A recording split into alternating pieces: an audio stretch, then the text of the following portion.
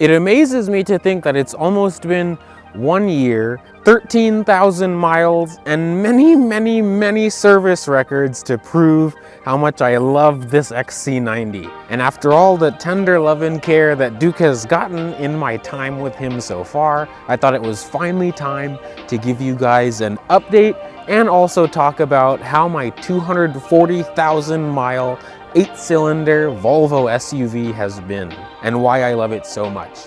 Shall we?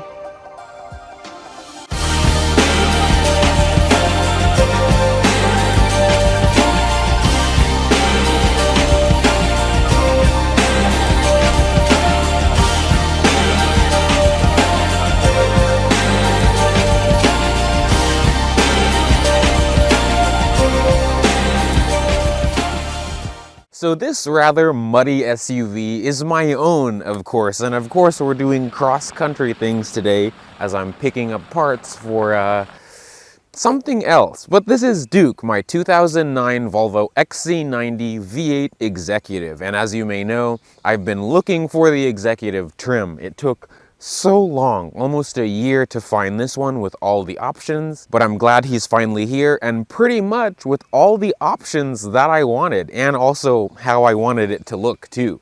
Duke, also known as my Iron Duke, is currently sitting at 241,000 miles. I picked this thing up on the very last day of July 2023 in Nashville after selling my E500 wagon, and then before that all my junks in the past. But now I have my XC90 and I decided to give you guys this, well, right now, rainy 240K update. And of course you may be thinking, why are you taking your road-going XC90 in the mud? Because it's cross-country and it's something that it can do. My dreams of taking an XC90 on Black Bear Pass have kind of passed by now, but for soft-roading, these are perfectly fine. Even with these all-season tires, it grips very well. Of course, when I was looking for an XC90 Executive, I knew what I was looking for. I knew what I wanted, but I still considered a few other SUVs like the Lexus LX 470, except those are really expensive and out of my price range. The Volkswagen Touareg, especially the one with the V6 TDI diesel. I also considered Volvo's own XC70 of the same time, but I liked the 8 cylinders. Now we already know that the XC90 is a great SUV. Doesn't matter if it's a 3.2 or a 2.5 or even the XC90 with the 4-speed GM transmission. But there is a reason why many of us V8 advocates love these so much, and let me explain why.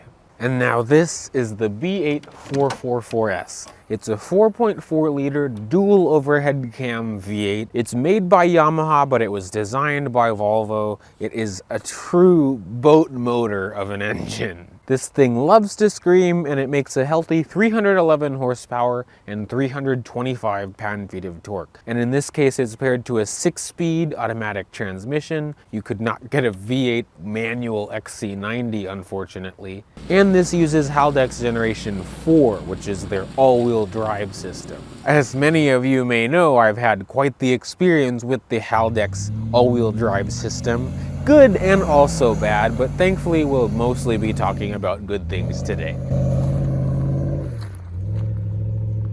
Now, Volvo didn't only put this engine in the XC90, they also put this engine in the flagship S80 sedan. That pretty much had the same powertrain as this car, and it was a bit lighter, so it was a bit faster as well, but it still is a potent and fun engine in the XC90. Thankfully, this one really wasn't in that bad of shape, but as many of you may know from previous videos with Duke, my rear differential was blown.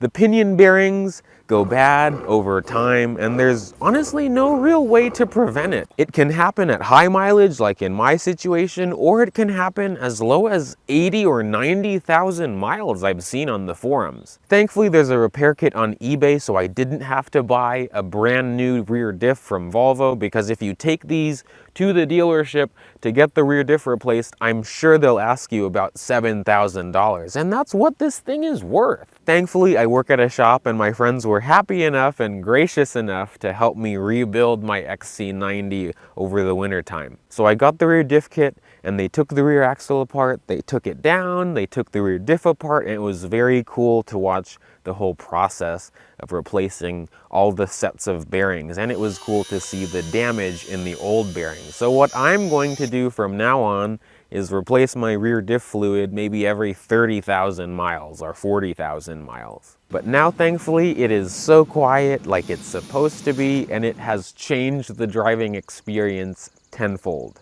I almost forgot to mention there's also an evap canister on top of the rear axle, so while you're taking the rear diff apart, you might as well replace it so you don't have a check engine light. It was only about 60 bucks, so it wasn't too bad. But under the hood, there are a few common issues that most high mileage cars, and of course the XC90 V8, can go through. First of all, my valve cover gaskets were leaking. It's something I would expect at this mileage, and it looked like they were never replaced before me doing them. It's normally a rubber gasket, but it was brittle, like plastic, like pretzels. It was crazy. So the valve cover gasket's new. I also had the timing chain cover seal replaced because that's somewhere else that these commonly leak oil. And it was cool to see the insides of the engine and see the timing chain and the tensioner, and thankfully, because even though they didn't change the valve cover gaskets, they changed the oil on time, so it was crystal clear inside, and my timing chain and tensioner were in good shape, so that was a good sign to me. While the valve cover gaskets were being done, I had the spark plugs replaced, all 8 of them. Thankfully the old ones weren't too bad, but it was good measure. One place that these also like to leak is the power steering pump. Thankfully, instead of replacing the whole power steering pump for a few $100s, there's a kit out there for $30. I'll link that in the description. And that again is just replacing rubber seals. And then, yeah, reseals your power steering pump so you don't kill your power steering pump and you don't leak power steering fluid. So it's been great. And now after doing the valve cover gaskets, the timing chain seal, and the power steering pump seals, it's bone dry in my engine compartment, I'm happy to say. I was also able to, thankfully, and mind you, this was not all at once. I wish I was able to do it all at once, but I refreshed the suspension. I mainly did the control arms because, thankfully, the last owner put new struts on the front of this, and the rears are in good shape. I also replaced the 2 rear trailing arm bushings, and now it's a new design that's stiffer, so the car feels much better at high speeds. But the last thing that I need to do, but it costs money, but I want to upgrade this time, is my sway bar in the front and the rear. I want to go with the IPD sway bar for these to give it a flatter and more responsive feel on the corners, and hopefully it doesn't terribly compromise my desire to go soft-roading. Since I was talking about the Haldex system, I did want to mention I have the desire still. I know I shouldn't, but I wish there was a way to lock the center differential or the Haldex coupling unit. I know this won't be as capable as something like a Touareg or anything else with a low range or a proper 4x4, but these are still fun to drive on the road and off the road as well. Aside from that, I'm happy with the capability of these because the ground clearance isn't that bad, and also the all-wheel drive system is pretty decent. So now, before I get going to the junkyard, I want to do a little bit of some all-wheel drive testing with Duke. Shall we?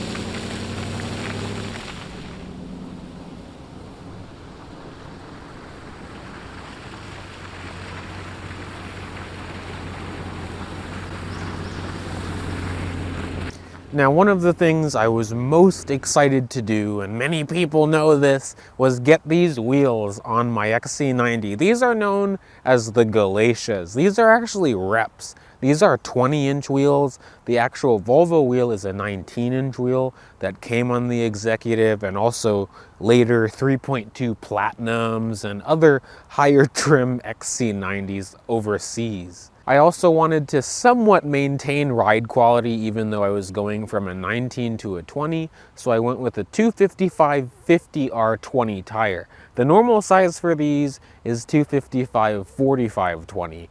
That would ride a little bit rougher, so I wanted that cushier ride. I also lucked out and was able to find the same tires that I had on my old wheels, the Bridgestone Alenza, which is a great tire. They really have a lot of grip in all sorts of scenarios. I'm shocked for such a normal looking tire. It's been pretty good, and they're quiet too. One little piece that tends to fade on these XC90s, especially in the Executive trim or the later years, is this crest on the C-pillar. And you can tell this being an actual Executive, it has a chrome piece of trim right here as well, which I also like. To some purists, it might not be ethical because I didn't go with the OEM Volvo badges, but I found these on eBay for $30 for the pair with adhesive and everything. They're a little bit smaller than the original ones, but it doesn't bother me. I also am very pleased to say that I have updated the rear end of my XC90 as well, so I look the part.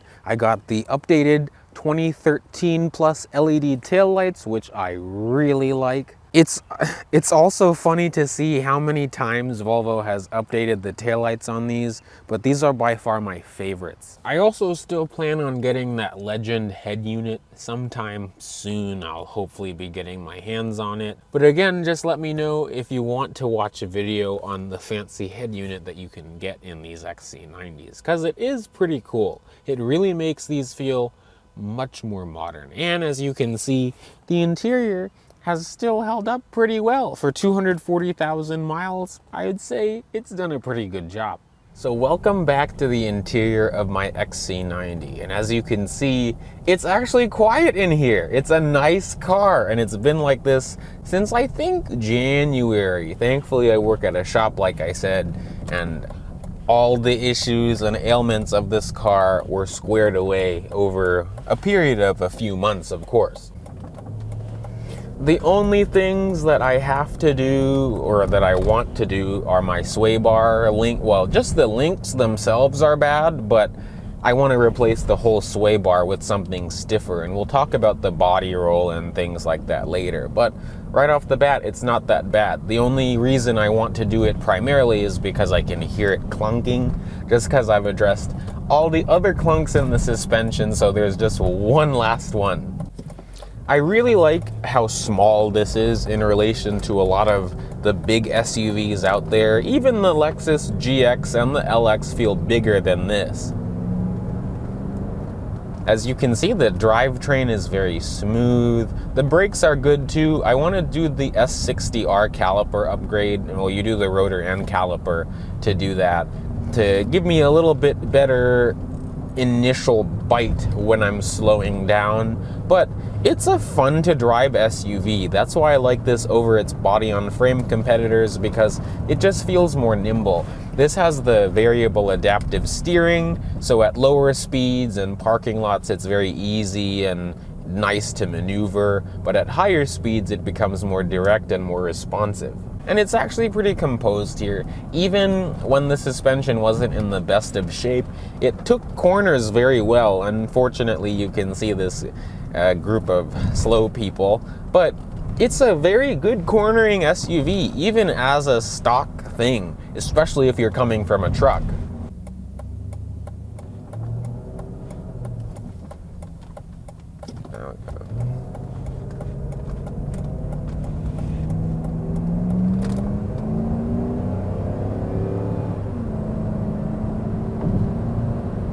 And the powertrain is so smooth. I love how smooth the transmission shifts. It really doesn't give me much negative feedback, and it's responsive.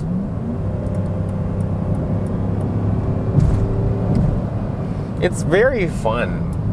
Of course, when you're really in the throttle, this thing feels like a rocket for an SUV. And it's not that fast, but just the way how the engine screams is really enticing, and it makes you feel like you're going faster than you are.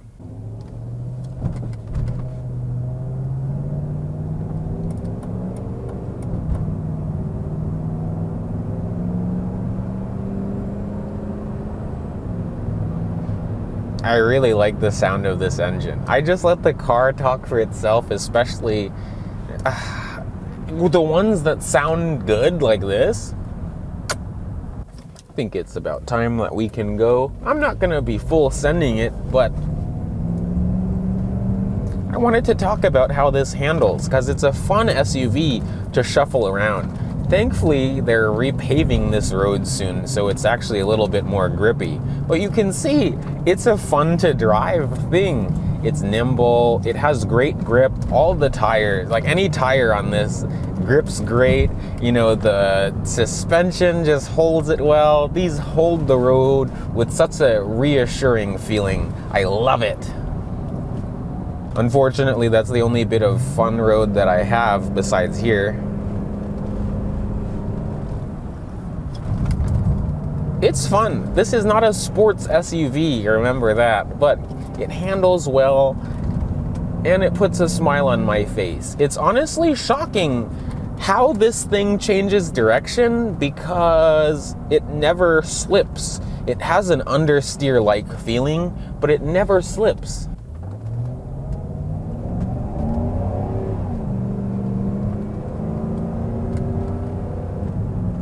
Yeah, it's great. The all-wheel drive is great on, I mean, it's dry today, so I have no problems. But even in the rain, I don't have any traction issues with the all-wheel drive system on this. It grips very well. To be honest, most of the time I'm in situations like this when I'm driving behind people, law-abiding citizens going this speed limit, but you know, it still is fun. I never really have a bad time driving this thing, besides when it was leaking oil and the diff was loud. But now it feels like a proper SUV. I just can't wait to get the rest of the clunks in the suspension out of the way. But the sway bar, the whole sway bar for the front and rear and links are about like $500 or $600. You can see though, this is all the stuff that's inside my car that's making noise, but it's not that bad. It's still, even at 241K, it still feels like a solid SUV. I love the high commanding view of the road. If you want something that feels even more tall and commanding, I definitely would suggest driving one of the Lexus SUVs, but this is a perfect medium because unlike something like an Acura MDX or maybe even the Audi Q7 that feels more car-like, the XC90 feels a little bit more truck-like, well, trucky compared to those. But I kind of like that. It feels a little bit more solid and robust. This thing, the engine reaches max potential once you're on the highway. That's when, you know, past 80, this thing really is a screamer, and it has such train-like pull, even for being a naturally aspirated V8. You can see the ride is pretty nice, even with these 20-inch wheels. It's been smooth. I've not really noticed a big difference from the 19s, thankfully, because I retain that 50 series sidewall. Hopefully sometime we'll be able to go out onto some more back roads and see the true potential of the B8444S, but I really still enjoy this thing in all types of driving scenarios. Like even right now, it's nice. And I'm driving my Volvo. I love it. And that, my friends, was Duke's 240,000 mile update. Now at this point, 241, because I love driving this thing, but it's really been a joy to own the XC90. I'm so glad that I'm back in one because I really missed my old one so much I had to buy another one. And again, it doesn't matter if you get a 3.2 or a 2.5. It doesn't have to be the V8, even though I'm partial to the V8. And if you don't like the V8, you can pound sand, mother sucker. But if you like the XC90 V8, thank you for watching this entire video, and let me know if you have not just the V8 but any P2 XC90. Let me know in the comments below. Thank you all for watching this. other installment of Bern on Cars, and also another video with Duke. Remember to like, comment, and subscribe, and I will see you guys in the next video. If I like you, don't pound sand. If I don't, you know what to do.